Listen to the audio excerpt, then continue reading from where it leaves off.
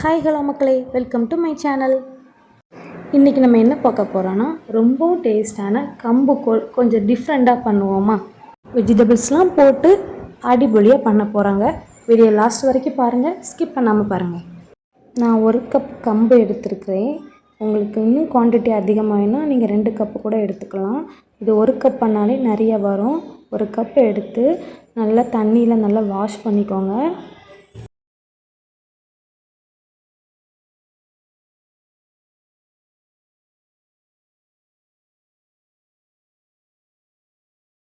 Wash பண்ணி வச்சுருக்க இந்த கம்பை ஒரு மிக்சர் ஜாரில் மாற்றிக்கலாம்.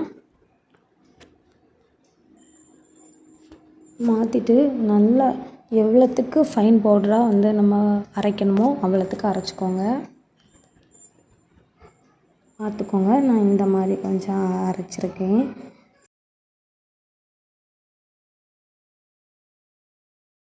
அரைச்ச இந்த கம்பு மாவில் தேவையான அளவு தண்ணி ஊற்றிக்கோங்க. ஏன்னா நம்ம கூழ் காய்க்கும் போது கட்டிகள் இல்லாமல் இருக்கிறதுக்காக தான் நம்ம ஃபஸ்ட்டே இந்த மாவில் தண்ணி ஊற்றி கட்டிகள் இல்லாமல் கரைச்சி வச்சுக்கலாம். பாருங்கள், நல்லா கட்டிகள் இல்லாமல் கரைச்சி வச்சாச்சு. அப்புறம் இந்த கூழுக்கு தேவையான காய்கறிகள் எல்லாம் கட் பண்ணி வச்சுருக்கேன். பீன்ஸ், கேரட், 2 பல்லாரி, கருவேப்பிலை, கொத்தமல்லி கீரை. இதுக்கு தேவைப்பட்ட பச்சை மிளகாயும் வச்சுக்கோங்க. நான் என்னோடய குட்டீஸுக்கு கொடுக்குறனால நான் பச்சை மிளகா சேர்க்க மாட்டேன். ஒரு மண் பாத்திரத்தில் 2 ஸ்பூன் ஆயில் சேர்த்துக்கோங்க. கொஞ்சமாக கடுகு பொரிஞ்சதும் உளுந்தம்பருப்பு சேர்த்துக்கோங்க. 3 பல் பூண்டு குட்டி குட்டியாக கட் பண்ணி வச்சுருக்கேன், அதையும் சேர்த்துக்கலாம். இது போட்டால் கொஞ்சம் ஃப்ளேவர் கொடுக்கும்.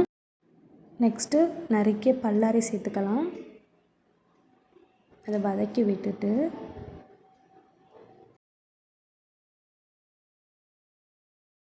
கருவேப்பிலை சேர்த்துக்கலாம். அதையும் போட்டுட்டு லைட்டாக வதக்கி விடுங்க. அப்புறம் கேரட், பீன்ஸ்லாம் கட் பண்ணி வச்சுருக்கேன், அதையும் சேர்த்துக்கலாம். கேரட், பீன்ஸ் பச்சை வாசம் போகிற அளவுக்கு நல்லா வதக்கி விட்டுக்கோங்க. 4 கப்பு தண்ணி சேர்த்துக்க போகிறோம். நான் 4 கப்பு தான் எடுத்துக்கிட்டேன். இந்த கூழ் பண்ணுறதுக்கு எவ்வளோ தண்ணி ஊற்றினாலும் அது கெட்டித்தன்மை வந்துட்டு தான் இருக்கும். அதனால் உங்கள் தேவைக்கிறப்பையும் எடுத்துக்கோங்க. நான் 4 கப்பு தான் எடுத்துருக்கிறேன். இந்த கூழுக்கு இன்னும் டேஸ்ட்டு கொடுக்கணுன்னா மேகி மசாலா போடலாம். நான் மேகி மசாலா போட்டுக்கிட்டேன். உங்களுக்கு வேண்டான்னா ஸ்கிப் பண்ணிக்கலாம். தேவைப்பட்ட கரம் மசாலா வேணால் போட்டுக்கோங்க. தேவையான அளவு உப்பு போட்டுட்டு நல்லா கலக்கி விட்டுக்கோங்க. நல்லா கொதிக்க விடுங்க.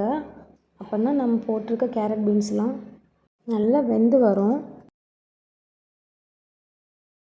அப்புறம் நம்ம கட்டிகள் இல்லாமல் கரைச்சி வச்ச கம்பை அது கூட சேர்த்துக்கலாம். கை விடாமல் கலக்கிக்கிட்டே இருக்கணும், இல்லைன்னா கட்டிகள் வந்துடும். இது ரெடி ஆகிறதுக்கு 20லேருந்து 25 நிமிஷம் வரைக்கும் ஆகும். நல்லா கொதிக்க விடுங்க. அடுப்பை லோ ஃப்ளேம்லேயே வச்சுக்கோங்க. லோ ஃப்ளேம்லேயே வச்சுட்டு இந்த மாதிரி கலக்கி விட்டுகிட்டே இருக்கோங்க.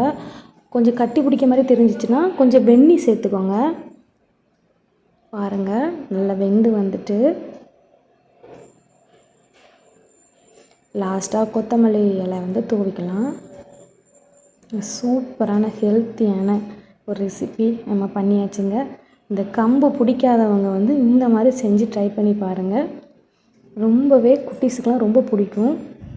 என்னோடய வீடியோ பிடிச்சிருந்ததுன்னா லைக் பண்ணுங்கள், ஷேர் பண்ணுங்கள், கமெண்ட் பண்ணுங்கள் அண்ட் சப்ஸ்கிரைப் பண்ணுங்கள். தேங்க்ஸ் ஃபார் வாட்சிங் மக்களே.